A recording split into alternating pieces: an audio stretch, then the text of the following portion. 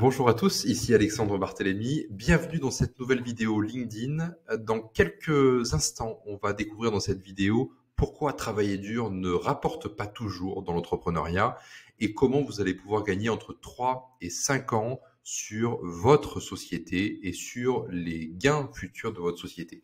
Dans le domaine de l'entrepreneuriat, vous avez clairement deux choix possibles. Ou vous créez une entreprise, ou vous en rachetez une autre.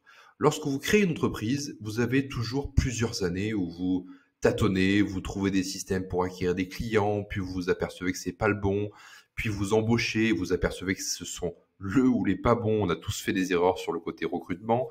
Et bref, ça nous prend quand même plusieurs mois ou plusieurs années parfois pour trouver le bon business model, pour trouver la bonne équipe, pour trouver le bon tarif, pour trouver tout un tas de choses qui font que nos entreprises en sont là où elles en sont maintenant. C'est le fruit forcément d'erreurs et de temps passé et d'énergie déployée pour pouvoir trouver le bon système et la bonne chose qui rapporte de l'argent et qui nous permet de nous développer.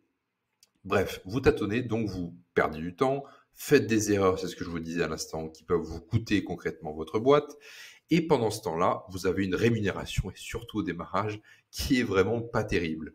Donc il existe bien sûr des exceptions, bien entendu, où certains entrepreneurs réalisent 10 millions d'euros de chiffre d'affaires la première année ou 1 million d'euros par exemple, ou alors quand un grand groupe lance une nouvelle filiale, forcément, elle fait tout de suite 5, 10, 20, 100 millions d'euros la première année. Mais concrètement, ça reste quand même anecdotique comparé à ceux qui galèrent vraiment. Et c'est le cas de tous les entrepreneurs, jeunes ou vieux, quand ils créent leur entreprise, il y a toujours une période où c'est difficile.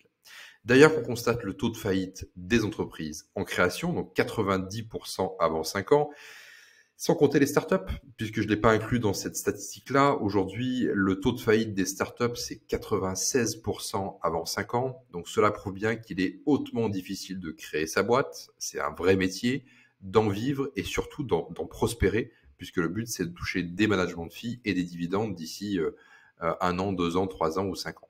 Par contre, lorsque vous faites une reprise d'entreprise, vous court-circuitez l'entièreté de cette phase qui peut durer entre 3 et 5 ans, comme on l'a vu derrière.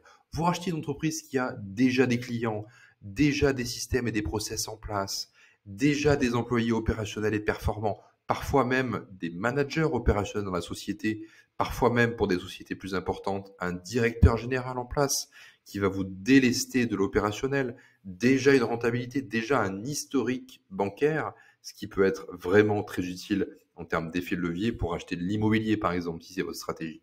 En réalisant une reprise, vous gagnez un marathon en ne courant que les 10 derniers mètres.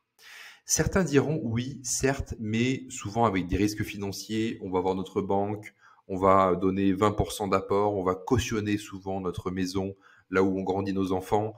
Enfin bref, tout ça avec des risques financiers. Certes, on va gagner du temps, mais derrière, ça implique forcément un risque financier en contrepartie.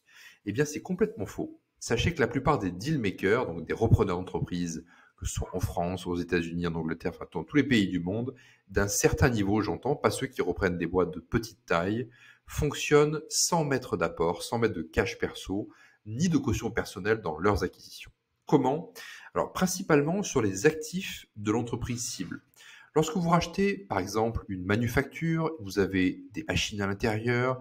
Quand vous rachetez une boîte de transport, vous avez des camions à l'intérieur, des clients, des stocks, toute une panoplie d'actifs permettant de faire effet de levier sur eux pour racheter une société profitable en mettant zéro cash perso à l'intérieur.